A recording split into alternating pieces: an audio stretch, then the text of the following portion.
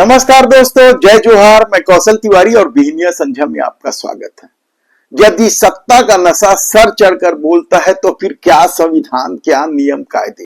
यही सब कुछ छत्तीसगढ़ में चल रहा है। डबल इंजन की सरकार है, विष्णुदेव साय की सरकार है। बहु प्रतीक्षित मंत्रिमंडल का जब विस्तार किया गया तो किस तरीके से संविधान की अवहेलना की गई, किस तरीके से नियम कायदों को ताक पर रख दिया गया, इसे लेकर अब छत्तीसगढ़ की राजनीति में बवाल मचा हुआ है।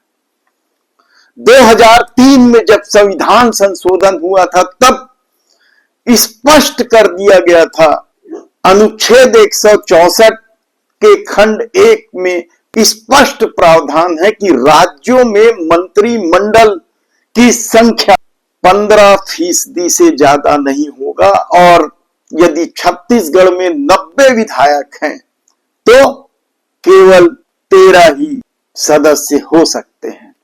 लेकिन यदि हरियाणा ने गलती किया है तो हम भी वही करेंगे। इस तर्ज पर छत्तीसगढ़ में बैठी डबल इंजन की सरकार ने 14 मंत्री बना दिए। इसे लेकर ही बवाल मचा हुआ है। और ऐसा नहीं कि हरियाणा में 14वें मंत्री को लेकर विवाद नहीं है, मामला हाई कोर्ट में लंबित है, याचिका लगाई गई है। और जब यदि संविधान में स्पष्ट प्रावधान है कि 15% से ज्यादा मंत्रिमंडल के सदस्य नहीं हो सकते तो फिर 13.5 यानी आधे को आधार मानकर यदि 15% से ज्यादा मंत्री बनाए जा रहे हैं तो फिर क्या इसे सत्ता की भूख नहीं कहनी चाहिए या फिर और क्या कहना चाहिए? आप खुद तय कर लीजिए।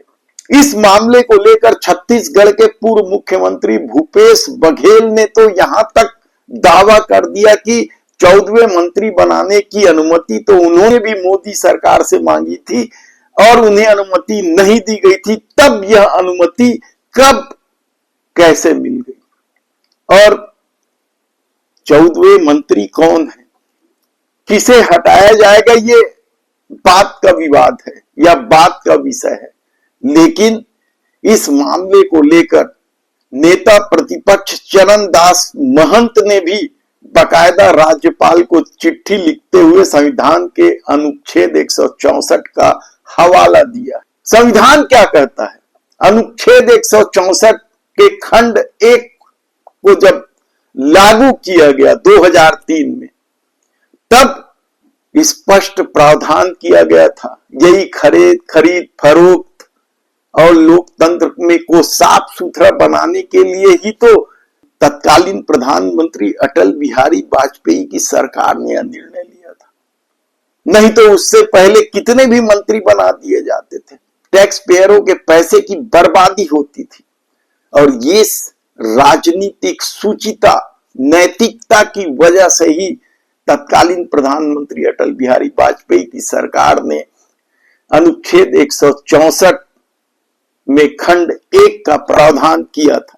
तब नेता प्रतिपक्ष डॉक्टर चरणदास महंत ने से संविधान के विरुद्ध बताते हुए राज्यपाल से मांग की है कि इस मामले में राज्यपाल माननीय रामेन डेका को संज्ञान लेना चाहिए। लेकिन राजनीति क्या कहती है, हकीकत क्या है?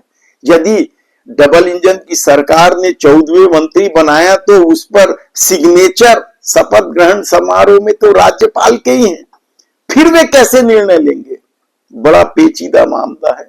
आप समझिए कि किस तरीके से सत्ता की भूख बढ़ गई है, किस तरीके से वोट बैंक को साधने के लिए राजनीतिक दल संविधान का भी उल्लंघन करते हैं। सवाल हरियाणा का नहीं है। हम फिर कह रहे हैं, हरियाणा ने यदि गलत किया है तो क्या छत्तीसगढ़ को भी गलत करना चाहिए? शांति का टापू है। वैसे भी छत्तीसगढ़ और हरियाणा ये दोनों राज्य के निर्माण के अपने अपने ध्येय थे।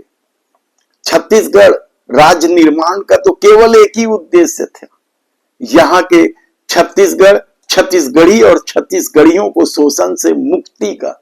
लेकिन इस 14वें मंत्री बनाए जाने में यदि बंदर बांट किया जा रहा है सरकारी खजाने का, तो क्या इससे वसूलना भी उन मंत्रियों से नहीं चाहिए जो संविधान के विरुद्ध बनाए गए हैं?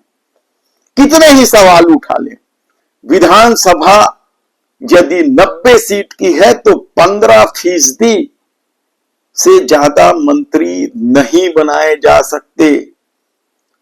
तब 20 अगस्त को 3 मंत्रियों को पद और गोपनीयता की शपथ लेने से मंत्री परिषद में मुख्यमंत्री समेत मंत्रियों की कुल संख्या 14 हो गई है। वर्तमान में जो 13.5 से अधिक है, स्पष्ट प्रावधान के बाद भी सरकार ने जरा भी नहीं सोचा। आप समझिए कि ये क्या खेल है। वैसे भी कहते हैं कि यदि कोई मंत्री बन जाए तो उसके 7 पुश्ते तर जाती है, तो क्या ये उसी ढर्रे का खेल? डॉक्टर चरणदास महंत ने कहा कि संविधान के विपरीत होने की वजह से 14 मंत्रियों में से किसी एक मंत्री को पद से हटाते हुए संविधान की रक्षा करे। और रक्षा क्या, संविधान को लेकर, संविधान बचाओ को लेकर नेता प्रतिपक्ष राहुल गांधी भी तो आंदोलन कर रहे हैं। भारतीय जनता पार्टी लाख दावा करे या अपना करतूत छुपाने के लिए कांग्रेस पर आरोप मढ़े, लेकिन यदि संविधान का उल्लंघन हो रहा है तो क्या अब इस मामले में न्यायालय को भी स्वतः संज्ञान नहीं लेना चाहिए? क्या अब उसे भी पंजाब हरियाणा हाई कोर्ट की तरह किसी याचिका का इंतजार है? तब देखना है कि इस मामले की लड़ाई कहां आगे जाकर रुकती है, क्योंकि महाराष्ट्र की सरकार जब महीनों असंवैधानिक चली है, अवैध चली है, सुप्रीम कोर्ट ने साफ कहा था इस बात को, तब छत्तीसगढ़ में भी यदि असंवैधानिक रूप से 14वें मंत्री काम कर रहे हैं तो फिर क्या ये छत्तीसगढ़ को लूटने का कोई खेल नहीं है? क्या ये टैक्स पेयरों के पैसों की बर्बादी नहीं है? आप खुद सोचिए। धन्यवाद।